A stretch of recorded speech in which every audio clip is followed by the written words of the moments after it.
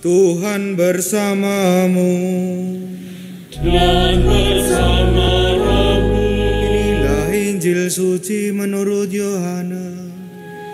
Dimuliakanlah Tuhan.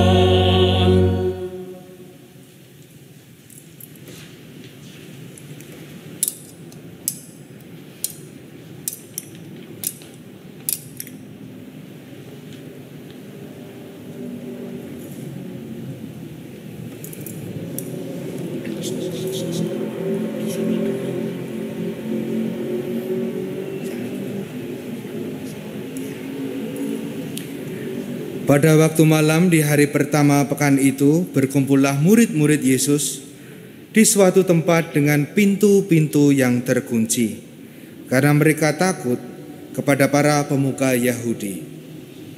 Pada waktu itu datanglah Yesus, berdiri di tengah-tengah mereka dan berkata, "Damai bagi kamu." Sesudah berkata demikian, Yesus menunjukkan tangan dan lambungnya kepada mereka. Murid-murid itu bersukacita ketika mereka melihat Tuhan. Lalu kata Yesus sekali lagi, "Damai bagi kamu. Sama seperti Bapa mengutus aku, demikian juga sekarang aku mengutus kamu." Sesudah berkata demikian, Yesus menghembusi mereka dan berkata, "Terimalah Roh Kudus. Jika kamu mengampuni dosa orang, dosanya diampuni. Dan jika kamu menyatakan dosa orang tetap ada, dosanya tetap ada." Ketika Yesus datang itu, Thomas, seorang dari ke-12 murid yang juga disebut Didimus, tidak ada bersama-sama dengan mereka. Kata murid-murid yang lain kepadanya, "Kami telah melihat Tuhan." Tetapi Thomas berkata kepada mereka, "Sebelum aku melihat bekas paku pada tangannya, dan sebelum aku menaruh jariku ke dalam bekas paku itu, dan menaruh tanganku ke lambungnya, sekali-kali aku tidak akan percaya." 8 hari kemudian murid-murid Yesus berada kembali dalam rumah itu, dan Thomas bersama-sama dengan mereka. Sementara pintu-pintu terkunci, Yesus datang. Ia berdiri di tengah-tengah mereka dan berkata, "Damai bagi kamu."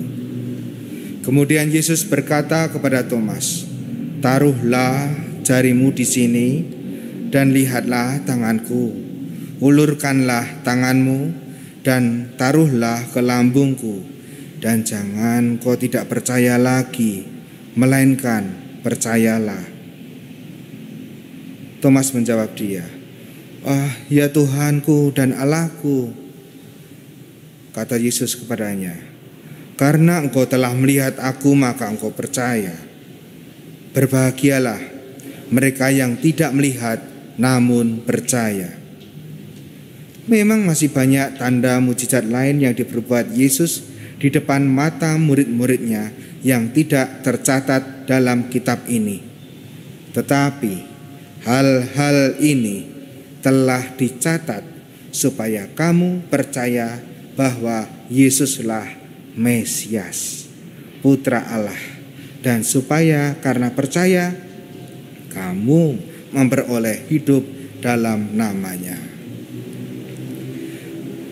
Demikianlah sabda Tuhan. Terpujilah Kristus.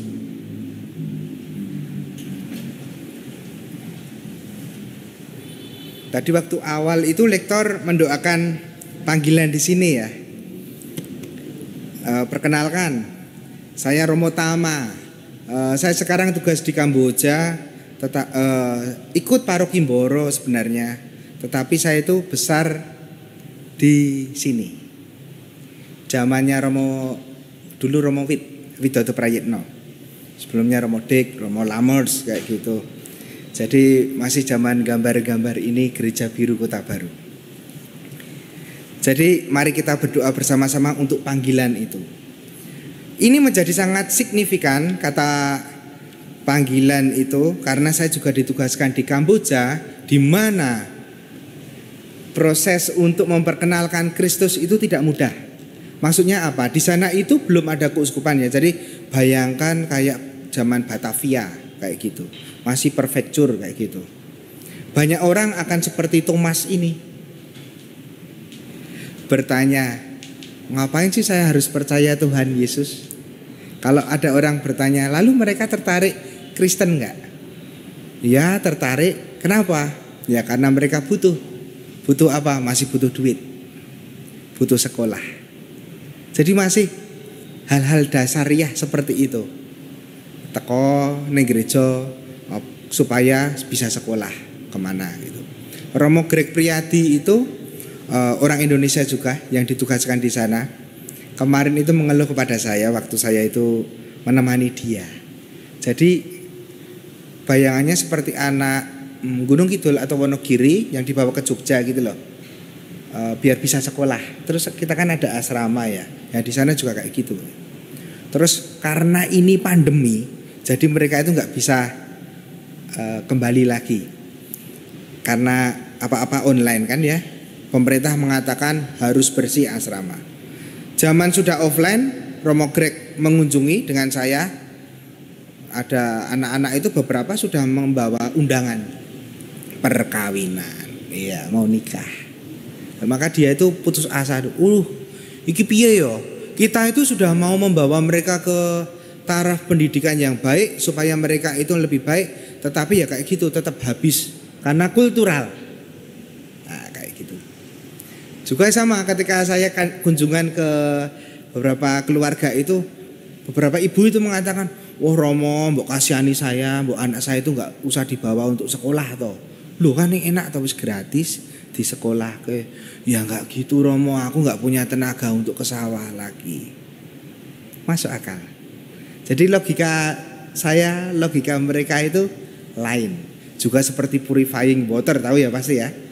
Untuk minum itu ada sumbangan misalnya dari Hong Kong. Gitu. Kita ada bak kemudian masukkan purifying water, tapi waktu saya ke sana terakhir itu kok uitengnya hitam lalu ada uget-ugetnya itu loh. Saya bilang, iki wis ra layak kalau diminum kayak gini. Tak buka ke baknya itu, ya ampun di sana itu ada ciduk ning jero bake air. Ciduk tampungan ya. Karena nggak ada sumur, jadi harus ada tampungan kayak di Gunung Kidul. Air sana mengandung arsenik beberapa tempat. Ada ciduk, ono gombal, wis ra cetha mungkin ya kayak gitu. Jadi mengubah mental itu tidak mudah. Nah, kembali lagi itu hanya cerita saya ya. Sekarang biar masuk ya khotbah sedikit tentang Injil. Nah, masuk ke sini. Di sini dikatakan tentang damai. Saya mau tanya kepada Bapak Ibu Saudara sekalian, apakah Bapak Ibu Saudara sekalian, teman-teman di sini itu merasa damai hatinya? Masih penuh pertanyaan mungkin seperti Thomas. Sudah berdoa lama tetapi tidak dikabulkan. Sudah rosario, sudah novena tetapi nothing. Useless. Tidak ada hasilnya. Coba kita lihat lagi. Jangan-jangan kita seperti Thomas yang ragu. Tapi sebentar, ragu itu penting. Kalau tidak ada keraguan, tidak ada Martin Luther yang ragu dan mempertanyakan, kalau saya ke gereja membantu lalu nanti akan ada jiwa yang mencelat ke surga, lalu nggak ada Protestan karena ragu. Kalau semua orang percaya bumi itu datar, kalau Galileo Galilei nggak meragukan dogma dari gereja, ya kita nggak akan tahu bahwa bumi itu bulat. Ragu itu penting, tetapi harus diimbangi dengan iman tadi. Maka di sini sangat penting menurut saya. Kata kunci di sini menarik ya. Yesus mengatakan damai bagi kamu. Kalau bahasa Kamboja itu cumriep suwe atau sawadikap itu kalau Thailand itu. Kalau kita ya assalamualaikum gitu, damai bagi kamu. Damai itu penting. Kenapa? Gambaran di sini Thomas yang mencucukkan jarinya ke lambung Yesus dan dekat dengan hatinya kan. Itu menggambarkan apa? Kalau menurut saya loh, itu menggambarkan penerimaan diri. Aku ora percaya sama Gusti yo. Nyoh. Dan Yesus sendiri mungkin juga di situ ada rasa nggak nyaman juga memberikan diri. Rasa penasaranmu ini, kamu nggak percaya toh ini. Coba kita olah itu. Mungkin kita punya masalah masing-masing. Kita punya problem masa lalu masing-masing. Tapi coba kita terima, ya sudahlah seperti ini. Masuk ke lambung seperti Thomas masuk ke lambungnya Yesus itu pedih, sakit. Tapi ya kita terima. Mungkin beberapa dari kita itu punya orang tua yang menyakitkan, pacar yang kayak gitu, suami yang gak tanggung jawab. Tapi ya masuklah ya. Terima, panggul salib. Kalau kita bisa menerima itu, kita bisa lebih berdamai. Damai bagi kamu. Rekonsiliasi itu.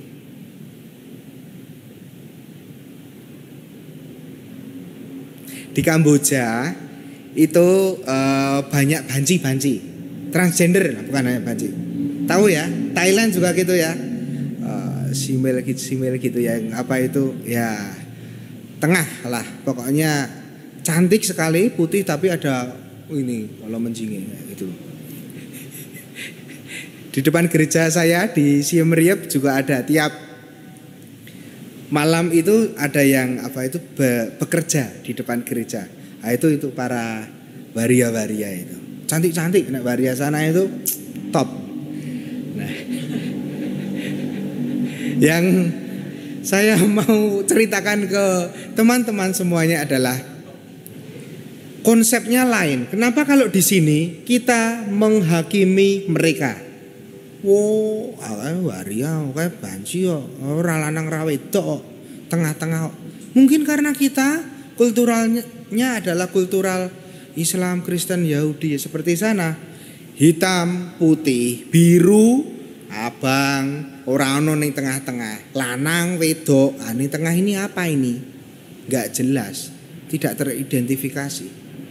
Tapi kalau untuk sana kan budaya, itu mereka mengenal reinkarnasi. Mereka mengenal past life, hidup masa lalu. Bisa dipahami maka. Oh, lah dulurku kae lanang nih kok ke wanita-wanitaan. Ya karena zaman dulu dia perempuan.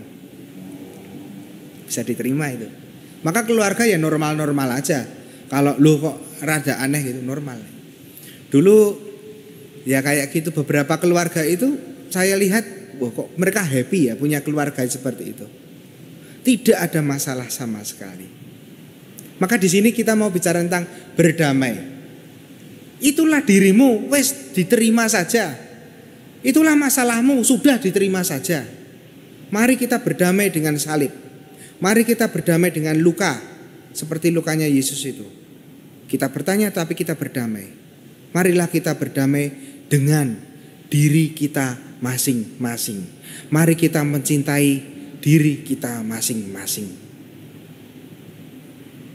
Maka dengan ini kalau kita berdamai, harapannya ya saya ya ini ya sebagai misionaris yang ingin melihat di sini lebih kerentak lagi. Ini kan masih habis masa pandemi ya. Banyak orang itu punya energi besar. Mari kita berdamai lalu berbuat untuk melakukan sesuatu. Kita berdamai dengan pandemi. Kita mungkin kehilangan, tetapi ya sudahlah. Lalu kita berbuat apa ke depan? Saya ya seperti ini, penuh masalah, tapi ya sudahlah, saya mau apa ke depan? Life must go on. Amin.